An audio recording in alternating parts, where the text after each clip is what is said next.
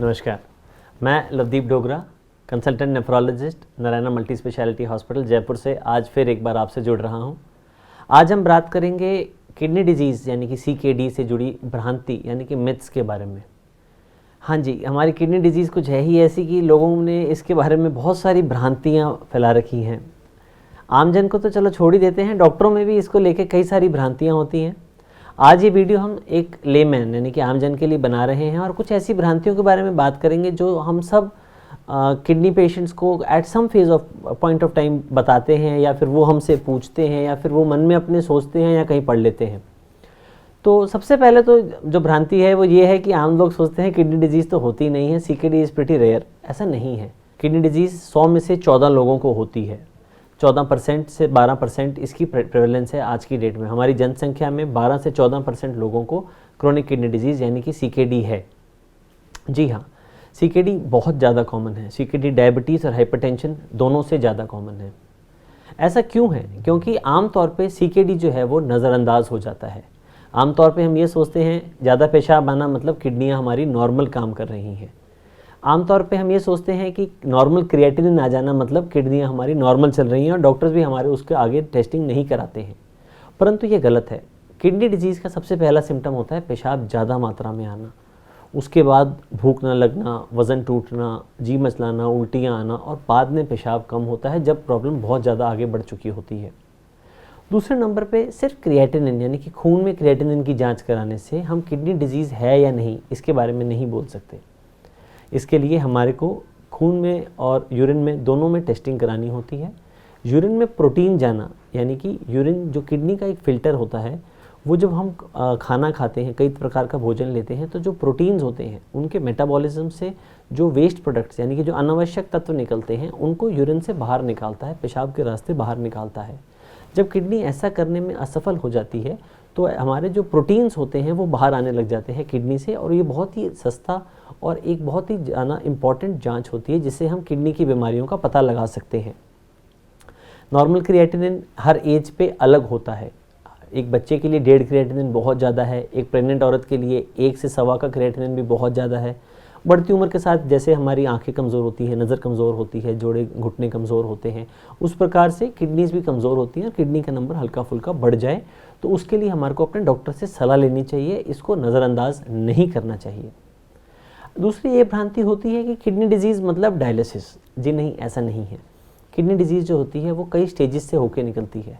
Starting के अंदर हमारे को किडनी डिजीज़ है उसका पता भी नहीं चलता। इसके 5 स्टेजेस होते हैं।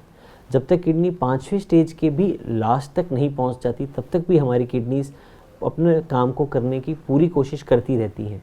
जब वो अपने इस काम को करने में पूर्ण रूप से असफल हो जाती हैं, पेशाब आना बंद हो जाता है, सूजन चढ़ जाती है, खून में एसिड की मात्रा, पोटेशियम की मात्रा बढ़ने लग जाती है, तब हम कहते हैं कि मरीज़ को स्थायी रूप से CKD यानी कि किडनी ख़राब हो गई है, और तब डायलिसिस या ट्रांसप्लांटेशन हमारे पास ये 2 ही ऑप्शन रहते हैं, परंतु यह काफ़ी देर से होता है, इसकी इंतज़ार ना करें। आगे ये कहते हैं कई लोग कि डायलिसिस एक बार लग गया तो फिर कभी हटता नहीं है। जी नहीं, ऐसा नहीं है। एक बार हम किसी मरीज़ को डायलिसिस पे शुरू करते हैं तो हम ये चाहते हैं कि उसकी किडनीज जो होती हैं ग्रेजुअली अपना फंक्शन वापस से रिकवर कर लें और नॉर्मल काम करने लगें। कुछ मरीज़ों में ऐसा संभव भी होता है कि बाद में डायलिसिस से किडनी को आराम मिल जाता है और कुछ समय बाद किडनीज अपना नॉर्मल काम करने लग जाती हैं। जब यूरिन आने लग जाता है, खून में एसिड की मात्रा कम होने लग जाती है और किडनीज अपना फंक्शन को रिकवर कर लेती हैं, तब हम डायलिसिस को उनमें कभी भी बंद कर सकते हैं। इसमें कठिनाई नहीं होती है। मरीज़ ही बता देता है, सर अब मुझे अच्छा लगने लग गया है, मेरे पैरों से सूजन हट गई है, सांस नहीं फूलता, मैं कभी डायलिसिस मिस भी कर देता हूँ तो मुझे सिम्टम्स नहीं आते, तो फिर हम उनमें जाँच करा के उनके डायलिसिस को बंद करने की कोशिश कर सकते हैं। आगे हमारे को ये देखा जाता है कि सबसे ज़्यादा भ्रांतियाँ किडनी डिजीज़ को लेके आती हैं किडनी डिजीज़ में डाइट के बारे में। अब किडनी डिजीज़ में जो डाइट है वो बहुत ज़्यादा ज़रूरी है। आमतौर पर लोग कहते हैं कि किडनी डिजीज़ मतलब प्रोटीन बंद कर दो। एक समय पे ये बात चर्चा थी, लोग कहते थे कि रोटी चावल तक खाना बंद कर दीजिए। ये जो भी गाइडलाइंस आती हैं कि प्रोटीन किडनी में रिस्ट्रिक्ट करना है पर डिप्राइव नहीं करना है। Proteins are the building block of our body. Proteins हमारे को नियमित रूप से खाने हैं, परंतु हमारे को वो एक रिस्ट्रिक्टिव मोड में खाने हैं। जो भी ये गाइडलाइंस आई कि क्रिएटिन प्रोटीन्स को कम करो किडनी डिजीज़ में, वो वेस्टर्न पॉपुलेशन के लिए है जहाँ पे meat, dairy products, fish, chicken, इनकी मात्रा अधिक होती है। जो नॉर्मल इंडियन डाइट होती है, हम रोटी सब्जी फुल्का, थोड़े चावल, थोड़े 2 फुल्के, साथ में थोड़ी दही लेते हैं, उससे हमारी जो किडनी है उस पर ज़्यादा इफ़ेक्ट नहीं पड़ता है। वो हमारे प्रोटीन एक्सेस नहीं करती है और हमारे नॉर्मल बॉडी को, पाचन को, मेटाबॉलिज्म को ठीक रखती है, और वही हमारे को फॉलो भी करनी चाहिए। एक और बहुत बड़ी भ्रांति जो हम लोग आम तौर पे देखते हैं वो ये है कि क्या किडनी डिजीज़ के मरीज़ को पानी ज़्यादा पीना चाहिए या कम पीना चाहिए। देखिए क्या है कि जब भी हमारे को किडनी डिजीज़ होती है तो उसके अंदर हम उनको बोलते हैं कि आपको पेशाब कितना आ रहा है, ये हम उनसे पूछते हैं।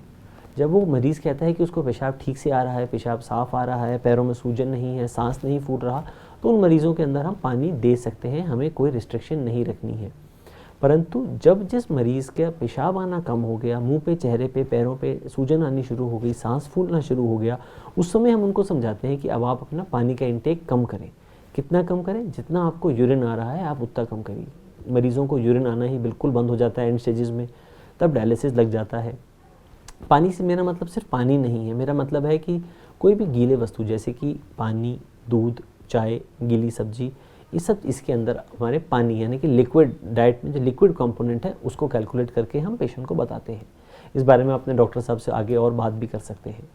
कुछ लोगों में ये भी भ्रांतियाँ रहती हैं कि हम ट्रांसप्लांट तो करा लें पर उससे जो देने वाला है उसको वो कमज़ोर हो जाएगा, उसमें कमज़ोरी आ जाएगी, वो आगे कुछ नहीं कर पाएगा, उसकी नौकरी चली जाएगी। ऐसा नहीं है।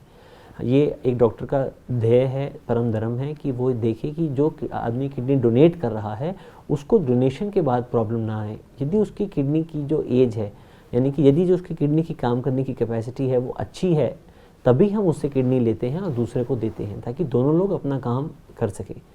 डायलिसिस जो है वो एक टेम्प्रेरी अफेयर है। डायलिसिस हम तब तक ही करते हैं जब तक हमारी किडनी ख़राब रहती है। ट्रांसप्लांट एक परमानेंट अफेयर की तरफ हो जाता है जहाँ पे हम उस चीज़ को कंटिन्यूसली दवाइयों से किडनी को चला लेते हैं, ट्रांसप्लांट करी हुई नई किडनी को चला लेते हैं दवाइयों से, और फिर जो डोनेट करता है किडनी उसको भी प्रॉब्लम नहीं आती है। बस उनको अपना फॉलोअप में नॉर्मल जांचें जैसे कि करानी होती हैं वो कराते रहते हैं। आगे बढ़ते हैं हम। और कौन सी भ्रांतियाँ हैं जो हमारे किडनी डिजीज़ में मरीज़ों में होती हैं, वो ये है कि हम दूध लें तो कितना लें। देखिए क्या होता है, किडनी की जब ख़राब हो जाती है तो हमारा खून में फॉस्फोरस की मात्रा बढ़ जाती है। ऐसे के अंदर हम उन मरीज़ों को समझाते हैं कि डाइट यानी कि डाइट के अंदर फॉस्फोरस कम करना ज़रूरी है। जैसे कि दूध, डेयरी प्रोडक्ट्स, पनीर, रसगुल्ले, इन सब के अंदर हमारा फॉस्फोरस की मात्रा ज़्यादा होती है। अधिक फॉस्फोरस के रहते इन सब से हमारे खून में फॉस्फोरस की मात्रा बढ़ जाती है जो नुकसानदायी है। तो जब भी किडनी डिजीज़ बढ़ जाए और आपका फॉस्फोरस ज़्यादा हो तो आपको फॉस्फोरस की मात्रा कम करनी है, चाहे वो आप अपने डाइट से करें या फिर आप अपनी दवाइयों से करें, अपने डॉक्टर साहब से उस पर सलाह ज़रूर लें। थर्ड हो जाता है पोटेशियम। अब पोटेशियम की मात्रा कम करना भी हमारे मरीज़ों में कुछ में ज़रूरी हो जाता है क्योंकि किडनी डिजीज़ के अंदर पोटेशियम की मात्रा बढ़ जाती है। आमतौर पर सब्जियाँ जिनमें पोटेशियम ज़्यादा होता है जैसे कि आलू हो गए या फिर टमाटर हो गए। कुछ और सब्जियाँ जिनमें पोटेशियम ज़्यादा होता है जैसे कि हरी पत्तेदार सब्जियाँ, फल जिनमें पोटेशियम ज़्यादा होता है जैसे कि कुछ सिट्रस फ्रूट्स, आपके बनानास हो गए, केलों के अंदर भी पोटेशियम ज़्यादा होता है। तो इनकी हम मात्रा जो है उसको कम कर देते हैं। कुछ मरीज़ों में बंद भी करना पड़ता है क्योंकि किडनी की बीमारियों में पोटेशियम की मात्रा जो है वो बढ़ जाती है। इस प्रकार की कुछ भ्रांतियाँ हम सबके मन में आ जाती हैं। समझदारी ये रहती है कि आपने इस वीडियो को देखा, हमारे से चर्चा करी, अच्छी बात है, परंतु समझदारी रहती है कि यदि आपके मन में कोई भ्रांति है तो आप उसको लिख लें। नेक्स्ट टाइम जब भी आप अपने किडनी वाले डॉक्टर साहब से मिलें तो उनसे इस बारे में बात करें और उनसे बात करके अपने थॉट को आगे रखें और उनकी जो बात है उनको समझें और आपके लिए क्या सही है वो आपको बताएंगे, वैसा करें। हमारे से जुड़े रहने के लिए धन्यवाद। Thank you. Have a good day.